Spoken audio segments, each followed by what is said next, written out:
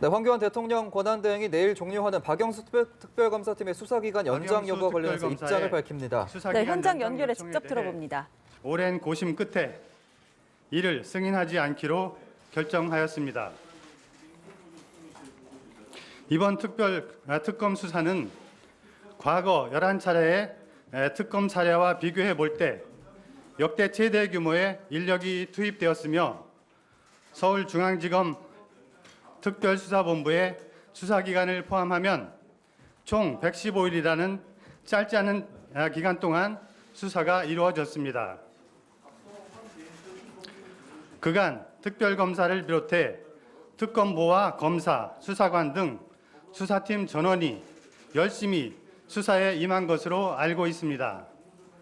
최순실 등 특검법에서 규정하고 있는 주요 사건들의 핵심 당사자와 주요 관련자들에 대해 이미 기소했거나 기소 여부를 판단할 수 있을 수준으로 수사가 진행되어 특검법의 주요 목적과 취지는 달성되었다고 생각합니다. 일부 마무리되지 못한 부분에 대해서는 국회에서 여야가 합의하여 마련한 관련 특검법에 따르면 특별검사가 수사를 완료하지 못하거나 공소제기 여부를 결정하지 못한 경우 사건을 관할 지방검찰청 검사장에게 인계하여야 한다고 규정하고 있으므로 이에 따라 검찰이 특검의 수사 결과를 토대로 엄정하게 수사를 계속할 것입니다. 특검 출범 전 이미 서울중앙지검 특별수사본부가 관련 사건을 상당 부분 수사하여 특검에 인계한 바 있고 앞으로 필요하다면 관련 인력과 조직의 보강 등을 통해 남은 부분에 대한 수사가 충실하게 진행되도록 할 것입니다. 만에 하나 추후 검찰의 수사가 미진하여 다시 별도의 수사 체계가 필요하다고 판단되면 정치권에서 협의하여 새로운 특검 등을 추진할 수도 있을 것입니다.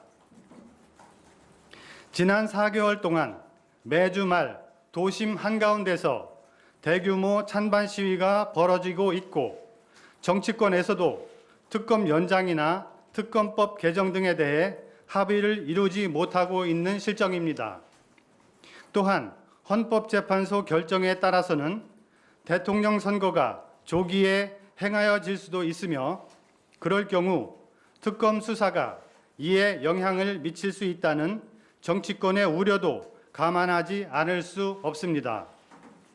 이러한 상황에서 국정 운영을 책임지고 있는 대통령 권한대행으로서 매우 어려운 결정이었으나 고심 끝에 지금은 특검을 연장하지 않고 검찰에서 특검에 이어 수사를 계속하도록 하는 것이 국정 안정을 위해서도 바람직하다고 판단하였습니다.